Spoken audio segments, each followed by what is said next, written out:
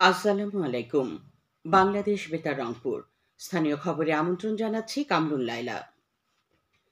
পদ্মা বহুমুখী সেতু প্রকল্পের সমাপনী উদযাপন করা হবে আজ। এ উপলক্ষে সেতুর মাওয়া প্রান্তে আয়োজিত অনুষ্ঠানে প্রধান অতিথি হিসেবে উপস্থিত থাকবেন প্রধানমন্ত্রী শেখ হাসিনা।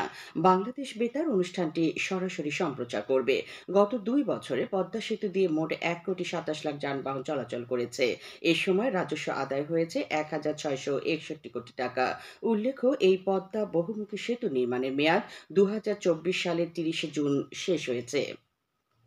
টানা ভারী বর্ষণ ও উজানের পাহাড়ি ঢলে কুড়িগ্রাম, গাইবান্ধা, লালমনিরহাট ও রংপুর জেলার বিভিন্ন নদ-নদীর পানি ক্রমান্বয়ে হ্রাস বৃদ্ধি পাচ্ছে। এদিকে বন্যা পূর্বাভাস ও সতর্কীকরণ কেন্দ্র জানিয়েছে, আগামী ২৪ ঘণ্টায় উত্তরাঞ্চল ও এর উজানে ভারী থেকে অতি ভারী বৃষ্টিপাতের পূর্বাভাস রয়েছে। এতে করে তিস্তা, ধরলা, দুধকুমার ও ঘাঘটের পানি দ্রুত বৃদ্ধি পেয়ে বিপদসীমা অতিক্রম করতে পারে। রংপুরে তিস্তা নদীর পানি আবারও বৃদ্ধি পাচ্ছে।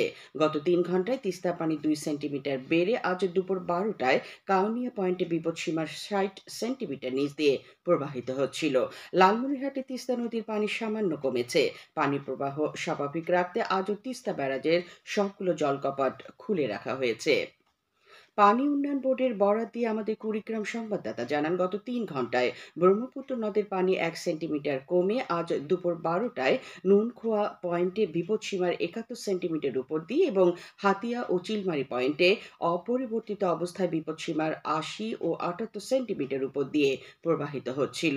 এছাড়া গত ৩ ঘণ্টায় ধরলার পানি ১ সেন্টিমিটার কমে আজ দুপুর ১২টায় সেতু পয়েন্টে বিপদসীমার ৮ সেন্টিমিটার নিচ দিয়ে প্রবাহিত হচ্ছিল। অন্যান্য নদ-নদীর পানি কিছুটা বাড়লেও তা এখনো বিপদসীমার নিচে রয়েছে।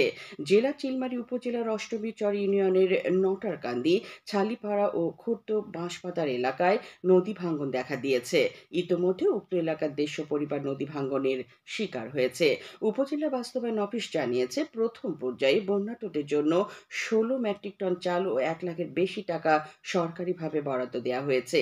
ইতোমধ্যে চরাঞ্চলীয় ৩টি ইউনিয়ন সহ রমনা ইউনিয়নে জনপ্রতি ১০ কেজি করে চাল বিতরণ করা হয়েছে। আমাদের গাইবান্ধা সংবাদদাতা জানান, গত ৩ ঘণ্টায় ব্রহ্মপুত্র নদের পানি অপরিবর্তিত অবস্থায় আজ দুপুর ১২টায় ফুলছড়ি পয়েন্টে বিপদসীমার ৮৭ সেন্টিমিটার উপর দিয়ে এবং একই সময়ে ঘাঘট নদের পানি ১ সেন্টিমিটার বৃদ্ধি পেয়ে নতুন ব্রিজ এলাকায় বিপদসীমার ৩৮ সেন্টিমিটার উপর দিয়ে প্রবাহিত হচ্ছিল। তবে তিস্তা ও করতোয়ার পানি এখনো বিপদসীমার নিচে রয়েছে। পানি বৃদ্ধির ফলে নদী তীরবর্তী এলাকার নিম্নাঞ্চল প্লাবিত হয়ে মানুষজন পানিবন্দী হয়ে পড়েছেন। দুর্ভোগে পড়েছেন গাইবান্ধা সদর উপজেলার কামারজানি, মোল্লারচর, গিদারি, ঘাগোয়া ও ফুলছড়ি উপজেলার এরেন্ডাবাড়ি, ফুলছড়ি ও ফজলুপুর এবং সুন্দরগঞ্জ উপজেলার তারাপুর ও হরিপুর, সাঘাটার হলুদিয়া, কচুয়া ও ভরতখালী ইউনিয়নে প্রায় ৫০,০০০ মানুষ। গাইবান্ধা পানি উন্নয়ন বোর্ডের নির্বাহী প্রকৌশলী হাফিজুল হক বলেন, জেলার সব নদ-নদীর পানি বেড়েছে, ফলে চরাঞ্চলের মানুষ পানিবন্দী হয়ে পড়েছে। গাইবান্ধা জেলা প্রশাসক কাজী নাহিদ রসুলের পক্ষ থেকে বন্যার্ত মানুষের মধ্যে ৩৫০ প্যাকেট শুকনো খাবার ও ৩৬৫ মেট্রিক টন চাল বিতরণ করা হয়েছে। খেলার খবর, ফুটবল। রংপুরে আজ থেকে জেলা পর্যায়ে বঙ্গবন্ধু শেখ মুজিবুর রহমান আন্তঃকলেজ ফুটবল টুর্নামেন্ট শেখ রাসেল স্টেডিয়ামে শুরু হয়েছে। সকালে জেলা প্রশাসক মোহাম্মদ মোবাশ্বের হাসান প্রধান অতিথি হিসেবে টুর্নামেন্টের উদ্বোধন করেন। উদ্বোধনী খেলায় রংপুর সরকারি কলেজে ৪-৩ গোলে লায়ন্স স্কুল ও কলেজকে পরাজিত করেছে। বিকেল ৩টায় পীরগঞ্জ খালাসপীর সরকারি বঙ্গবন্ধু ডিগ্রি কলেজ ও কাউনিয়া কলেজ দল এবং ৪:৩০টায় মিঠাপুকুর কলেজ ও মাহিগঞ্জ কলেজ দল পরস্পরের মোকাবেলা করবে। সবশেষে আবহাওয়া। আজ সন্ধ্যা ৬টা পর্যন্ত পূর্বাভাসে বলা হয়েছে, টাঙ্গাইল, ময়মনসিংহ, ঢাকা, ফরিদপুর, যশোর, খুলনা, বরিশাল, পটুয়াখালী, নোয়াখালী, কুমিল্লা, চট্টগ্রাম, কক্সবাজার ও সিলেট অঞ্চলের উপর দিয়ে দক্ষিণ-পূর্ব দিক হতে ঘন্টায় ৪৫ থেকে ৬০ কিলোমিটার বেগে অস্থায়ীভাবে দমকা থেকে ঝোড়ো হাওয়া বয়ে যেতে পারে। সেই সঙ্গে বৃষ্টি অথবা বজ্রসহ বৃষ্টিপাতের সম্ভাবনা রয়েছে। এসব এলাকার নদীবন্দরগুলোকে ১ নম্বর সতর্কতা সংকেত দেখাতে বলা হয়েছে। খবর শেষ হলো।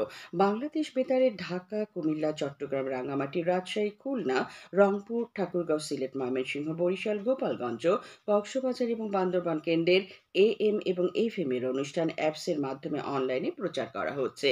গুগল প্লে স্টোর এবং অ্যাপল স্টোরে অ্যাপসটি পাওয়া যাচ্ছে। আমাদের পরবর্তী স্থানীয় খবর প্রচারিত হবে সন্ধ্যে ৬টা ৪৫ মিনিটে।